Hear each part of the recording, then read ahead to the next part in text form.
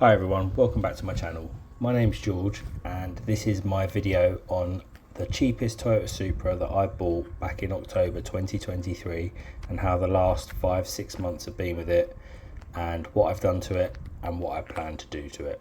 Hope you enjoy.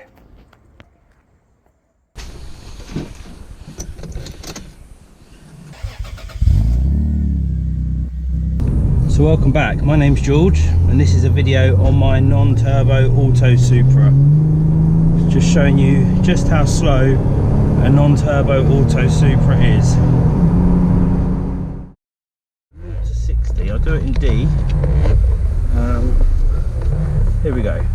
3, 2, 1, go.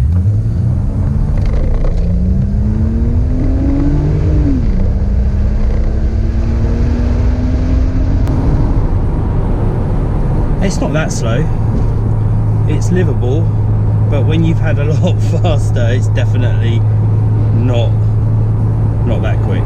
But it's a GT car, and it does GT in really well. It's just lovely to be in. The only thing I had to change was the steering wheel, because the original steering wheel was too far forward and I didn't like the rake of it. So,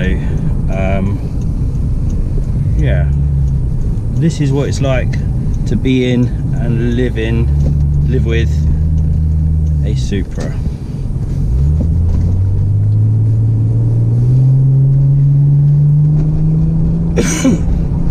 Now there's lots of different modes on this gearbox. There's lots of buttons. As you can see, this one's got an auto OD error.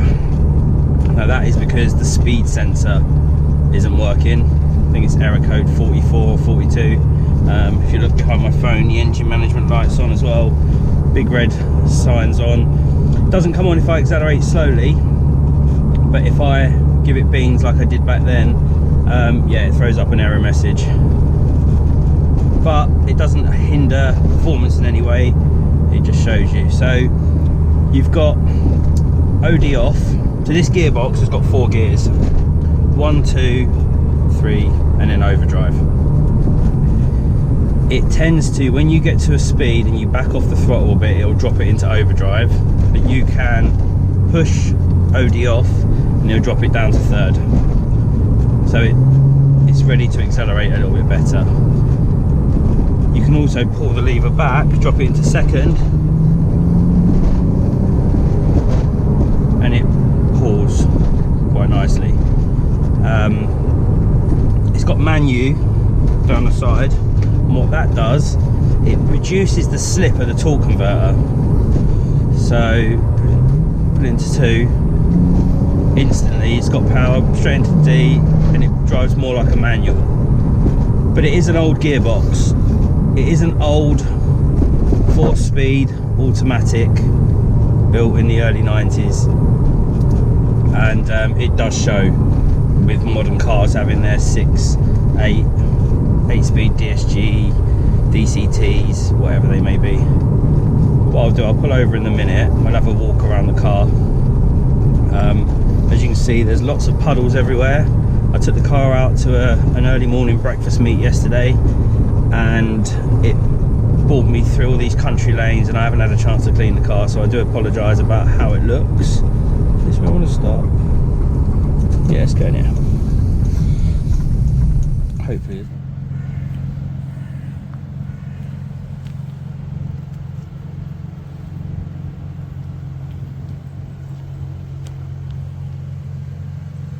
Car is minging. See all the dirt on the side. It was gleaming yesterday morning.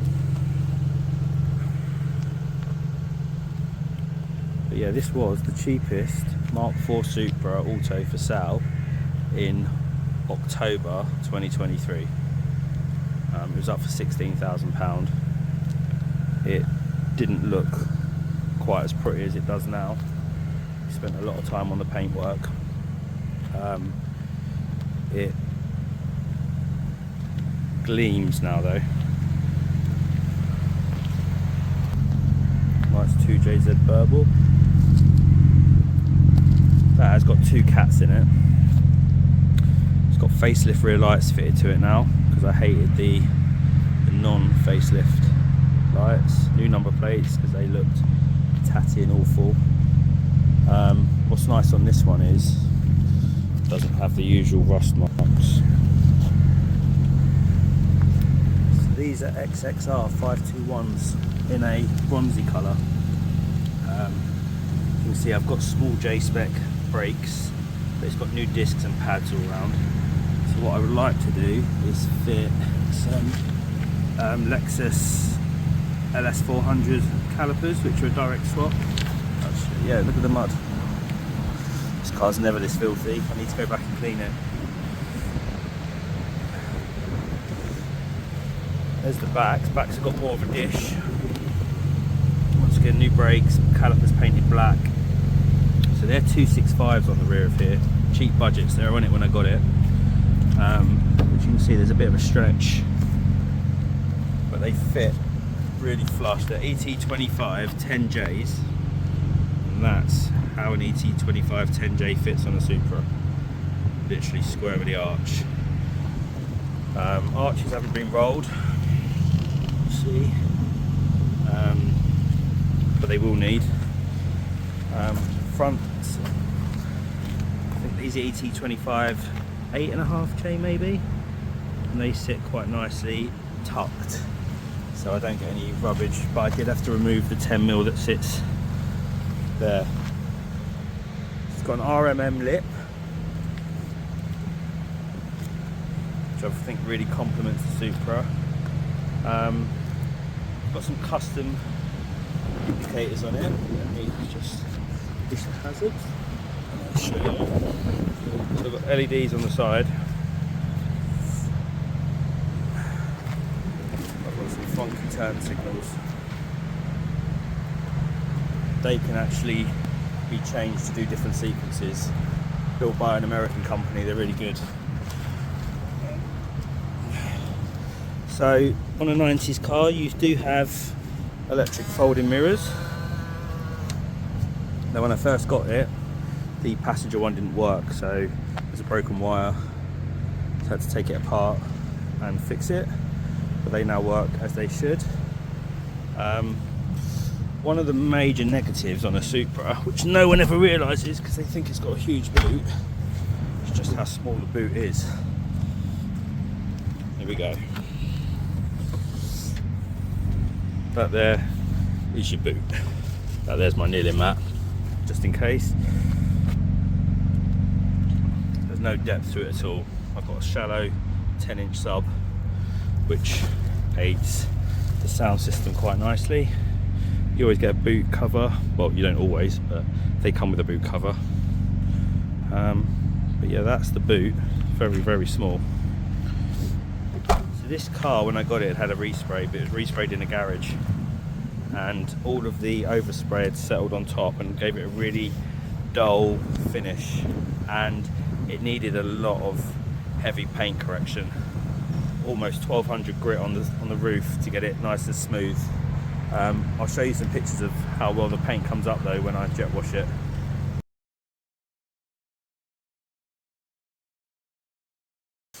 Interior wise, when I got it, it didn't have leather seats.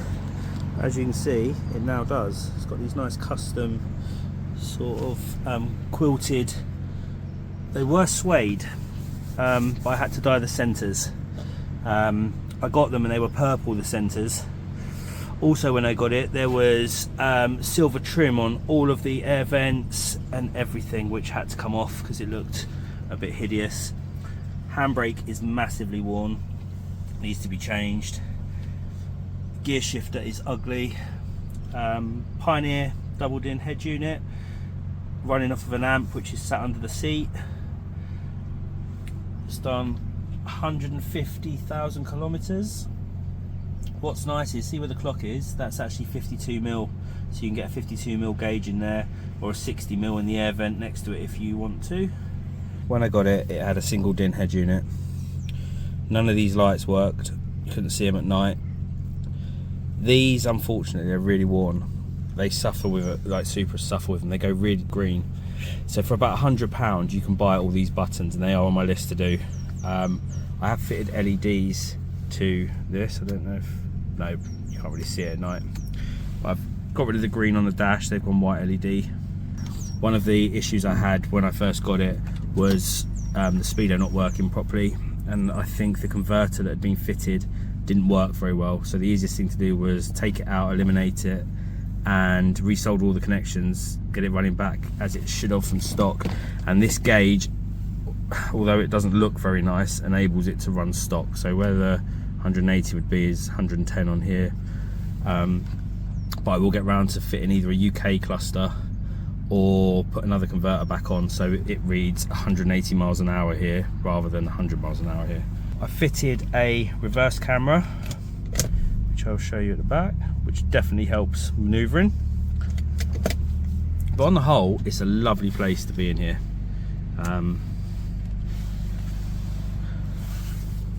The OMP wheel, that's a 330mm wheel, fits nicely. It's actually got a spacer on it as well to bring it back where I need it. So not only has it got a boss, it's got a spacer. The sub that I fitted in the boot has got a volume control here, which is nice. Lets me, well, when you're cruising, it's nice to have a bit of music. So Supras come with, a UK one will come with an airbag here, but all the Jap ones come with 2 glove boxes. Rear seats, well, it has some. As you can see, they're not massive. I can get my daughter's child seat in, but she is forward facing. But generally, if it's just me and her, I'll put that seat cover, well, the cover you saw in the back on the seat, and then put her car seat in the front. What's on the list of upgrades? Firstly, headlights. These are pre-facelift. Although I've got facelift indicators now, these have got the little dome that used to be the side light in. And lots of people open them up and go black, but the texture on the plastic, because these are plastic, not glass like the UK ones, the texture shows through a lot, whereas facelift ones are a lot clearer, and they've got slightly different internals with 3 rings. So if these were black, you'd have 1 ring, 2 rings. The third one doesn't have a ring. On a facelift, you have 3 rings. So I would like facelift headlights for it. Obviously, being a non-turbo auto, I'd love an intercooler in the front, which means it'd have a turbo and probably have double the power it's got now. The wheels, I'm not sure on the wheels. I like them, but I don't like them. I can't put my finger on it. I don't know if the colour doesn't go with the silver, or it does. Maybe when I put the black headlights on, they might look better. Or do I paint them silver just to match the car? I don't know. I definitely need to get rid of the 265s on the rear and go maybe 295. That's a 350Z aerial that I found. It doesn't work because I've got DAB, but it just was a metal hooky one, which looked awful. I'll show you a picture of it. So for the key area, the engine, 2JZ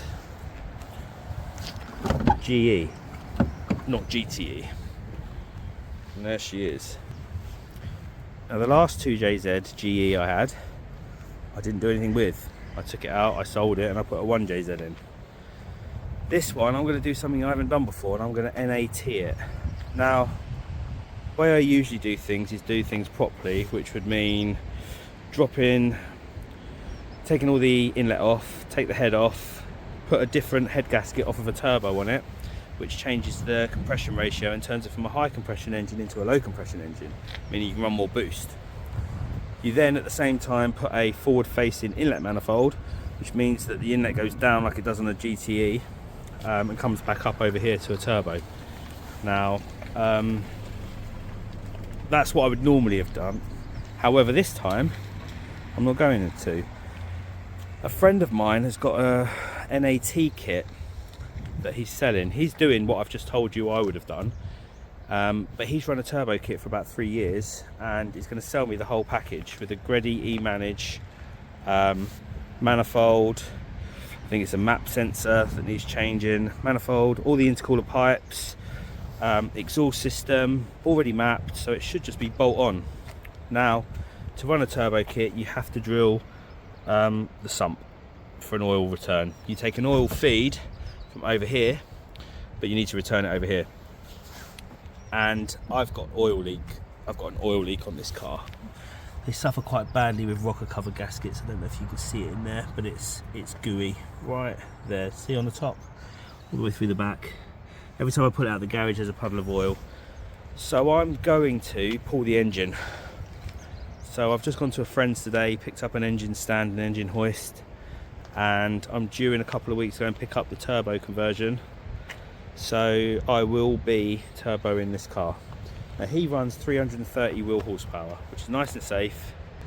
But the other thing I've also bought is a manual gearbox. Now, most people that turbo go R154. I managed to get hold of a bargain W58. However, to fit a manual box in a auto car, the tunnels are slightly different. So you have to take all of this out. I've got a metal section that replaces the section that's already in there. So you drill out all the welds and then fit a clutch pedal, change the brake pedal, fit a master cylinder here, allowing you to bead the clutch, and then in manual. So yeah, over the next 2 months, I'm looking to take this from 220 horsepower up to 330 wheel horsepower and go manual, which should transform the car. I'm also going to fit some teen coilovers off of the same guy that I'm buying the turbo kit off of. So yeah, there's lots to come. So if you like what you see and you want to see more, I will be updating this as I progress. I do everything myself. I don't pay anyone to do it. I have built quite a few cars in the past. I've got a few videos on my channel of my TVR Supra that had a full restoration. MR2s I've built, track MR2s, K20 MR2s, 3S GTE MR2s, other Supras. So yeah, feel free to browse my content. But yeah, watch the progress on this, and we'll turn what was the cheapest and one of the most neglected Supras in the country into one of the best. Well, not the best, it's an NAT, but it'll transform it. So yeah, please like, subscribe if you want to see more.